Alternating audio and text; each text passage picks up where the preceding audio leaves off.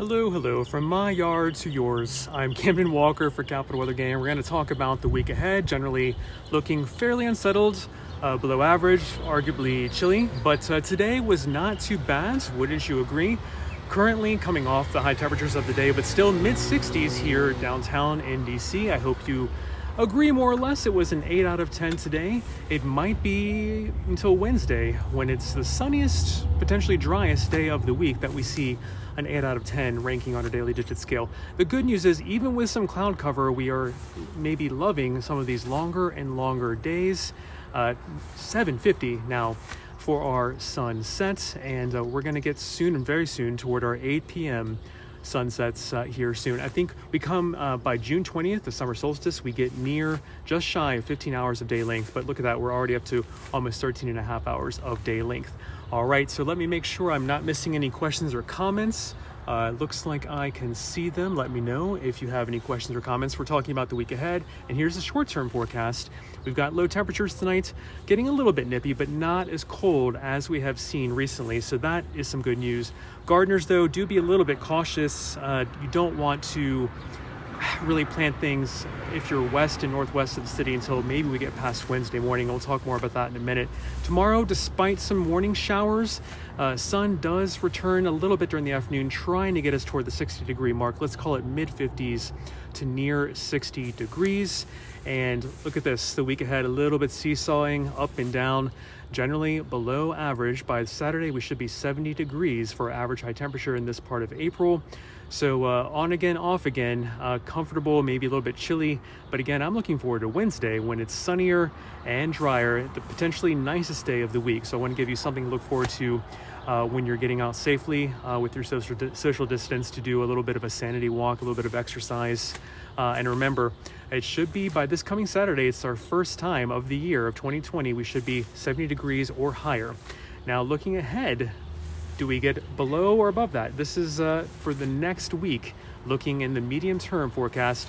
The darker blues mean a decent probability, a decent chance of staying below average into next week as well. So if you are not in a hurry for it to get 75, 80 degrees this time of year, this is good news. The trend, even though we can't be specific or have high confidence looking this far ahead into next work week, it does indicate some chance of being at or below 70 degrees or so. And then precipitation, look at that light green. That means a slight probability of above average precipitation into next work week as well. So if I had to flip a coin, it would generally lean towards slightly wetter than average for next work week. All right, Michael, are we trending more seasonable this week? Well, if you've just missed that, by the way, our average by this coming Saturday is 70 degrees. And when I look at the forecast for the week ahead, I'm not sure we're going to hit even our average high this coming Saturday, hitting finally 70 degrees for this time of year in the year 2020. So it's generally below average for this time of year. And then looking ahead, Michael, into next work week, that kind of darkish blue has an indication of decent probability of staying below average for temperatures as well. No, Jeffrey, not necessarily a polar vortex, just a cold pool of air and a dip in the jet stream. That's a good question, though. It's not really a polar vortex piece breaking off from the North Pole. That doesn't really happen this time of year, but I can understand your question. It's more often than not breezy with some of this cold air, but that's just because the jet stream is near us, and during this dip in the jet stream, some of those upper level winds do transport down here to the surface. It's kind of like March around here. You could fly a kite in April, which is kind of funny. It's like we're a month behind some of the seasonality of DC. Oh, and allergy sufferers. If you're thinking your eyes itch and you're feeling a little off, and even with my allergy pill today, I certainly do, high concentrations for the latest pollen reading for trees, so you are not imagining it. Your eyes, your nose, when you exercise, it might amplify your allergies just a little bit. So take care if you are an allergy sufferer as well. And also, we do have a good post on the southern severe storms on capitalweathergang.com. Luckily, this is staying south of us, nothing locally right now. Maybe a couple rumbles of thunder come Tuesday, but we're not going to see severe weather. Most likely no severe weather coming even on Tuesday, when we see maybe a couple rumbles of thunder. But for the latest, you can touch on my face. All the links should pop up below or above, depending on what device you're on. Our capitalweathergang.com forecast, the latest cwg.news/latest. You can upload your photos at cwg.news/photos if you're social distancing and seeing a good shot outside this week. We'd love to use those in our forecast. And subscribe to us on YouTube at cwg.news/YouTube. And again, for more on this southern severe weather threat, go to cwg.news/southstorms. Kenny, haven't noticed the yellow cars yet. For the oak pollen, I've started noticing that downtown some of the oak pollen has begun falling. I think the allergy expert last year from Walter Reed told me some pine also mixes in to create that yellow. Hi, Demi. Thanks for tuning in. Allergies were my next question, Michael. Indeed, we have some high tree pollen, so do keep that in mind to keep those allergy pills coming. But the good news is I do have good news with the tree pollen.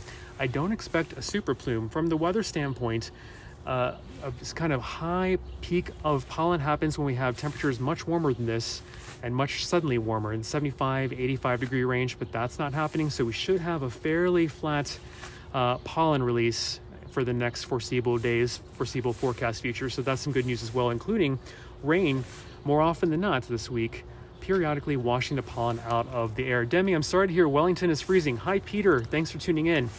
Frank, you like the cooler weather we're having this spring? It is not your imagination. Indeed, this continues to be below average. And by this coming Saturday, it's the first time our average high temperature is 70 degrees for this time of year. So the first time we're averaging 70 degrees or higher is this coming Saturday. So we are indeed below average. Susan's enjoying the cool weather. Good to hear. Katrina, more weather school this week. I can check with Matt Capucci. He did a great job, and that's also on our YouTube channel. If you want to see those at least 5 sessions he did, click on my face and you'll see the links pop up below on your mobile device, or I think above on your desktop, and go directly to cwg.news/YouTube to subscribe to our YouTube channel. All right, Demi, thanks for watching from home. I know lockdown can be rough. Same with me. Paul, I like it. Would rather be cooler than average in the summer and in the spring. I know you hope it stays comfortable. I do too. Pamela, you're most welcome. Thanks for tuning in. And Mary, good evening. How are you? Hope you're well. And what else have I missed? Repeat your questions if I missed anything. Oh, the dogwood Chris behind me. Yep. It looks like it was better last week during the broadcast, but at least with the cool weather, some of these blooms I've noticed are hanging on a little bit longer duration of time. Let's see. All right. Thank you all for tuning in. Justin, thanks for tuning in. I'm Camden Walker for Capital Weather Gang. We are talking about the week ahead, and also I want to hear kind of in the short term, if you enjoyed today, we got into the 60s. It's gonna maybe turn out to be one of our slightly more mild, arguably warm days of this week, and we gave it an 8 out of 10. I don't know if you agreed with our high rating, but today was an 8 out of 10 on our daily digit scale. And it might be until Wednesday, just warning you, Wednesday might be the next decent day where it deserves an 8 out of 10 or thereabouts on our scale. For Wednesday looks like in our forecast to be the sunniest, driest chance of dry, sunny weather for this upcoming work week. So keep that in mind. We could have some showers tomorrow morning, but at least even with the clouds, I'm trying to spin positive. Our sunsets are getting later and later. Overall duration of day length is getting longer as well.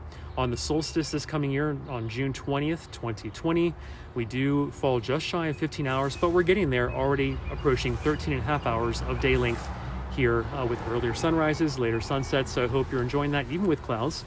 And tonight's here, low temperatures, let's call it mid to upper 40s, maybe near 50 downtown, and warmer spots near the waterways in the bay. Tomorrow, despite morning clouds, some peaks of sunshine should get us mid upper 50s, maybe near 60 degrees. It just depends on how much sun we are able to squeeze out in the afternoon. And I don't want to overpromise. It looks like a generally mostly cloudy day. I would call it overcast more often than not. And looking ahead, well, Tuesday looks like we could have more showers, a little period of rain, maybe even some thunderstorms. And any slight chance of severe weather should be northeast of us, maybe closer to Baltimore and northeastern Maryland. Wednesday could be the gem of the week. Sunny, dry weather, because then again, more storm systems move in with some rain Thursday, Friday, and this is low confidence looking this far out. So stay tuned to CapitalWeatherGang.com and make sure you follow us on Twitter at Capital Weather. We'll see how it plays out if we do have as much rain, maybe 2 inches by the time you see me next Sunday, when all said and done and totaling up this next 7 days of rain. So Michael's severe weather outlook is minimal for us. What you're hearing about on CapitalWeatherGang.com is some of the severe weather that's happening in the southern United States. This does stay south of us. Maybe Tuesday we see a couple rumbles of thunder, but very isolated, slight chance of 1 or 2 storms maybe being severe. But if your friends and family are in the south, go to cwg.news/southstorms or go to capitalweathergang.com, where we're covering this today as well. Plagued by severe weather, just like on Easter last Sunday as well. It's just bad news for them. It's very unfortunate. Let's see, Mary, I hope it really rains and not just like it looks like it's going to rain. You're like a snow lover as well. If it's going to be cold, it might as well snow. And for you, if it's cloudy, it might as well rain. Marie, when are we getting more dry and warm? Well, in the short term, I'm only going to partially promise you for Wednesday some sunshine. And that's still, if it is 60 degrees, which as you can see in the background simulations, there is some give and take here, some possibilities of other temperatures a little bit above, maybe somewhat below. On Wednesday, we should be this time of year 70 degrees by this coming Saturday. The first time our average high temperature should be 70 degrees for this part of April. First time in 2020, this coming Saturday, we finally hit 70 degrees for an average. So this kind of short-term forecast, not looking great if you like the average temperatures of April, closer to the 70 degree mark. I don't want to overpromise, but generally cool, breezy, somewhat unsettled, with Wednesday maybe being the best day of the week if you want some sunnier, drier weather. What would be the likelihood of fog developing at any point? Paul, don't see that happening with drizzle and fog in this upcoming week, not in a widespread manner, but of course we'll keep you posted at capitalweathergang.com and on Twitter at Capital Weather. Liz, when spring is really going to come, I don't want to show you. Next work week even might be below average in that darker blue. That means a decent probability of staying below average for next work week temperatures as well. Sorry about that, Liz, but I thought you should know. The news is not great if you're a warm weather lover. Hey, Chris, good to see you as well. Thanks, glad to be here. And Marie, when are we getting more dry and warm? I think I addressed that generally not in the short term and maybe not into next work week as well, because again, temperatures might stay below our roughly 70 degree average next week as well. And precipitation, slight chance for above average precipitation next work week as well, in that lighter green means slight chance of above average precipitation.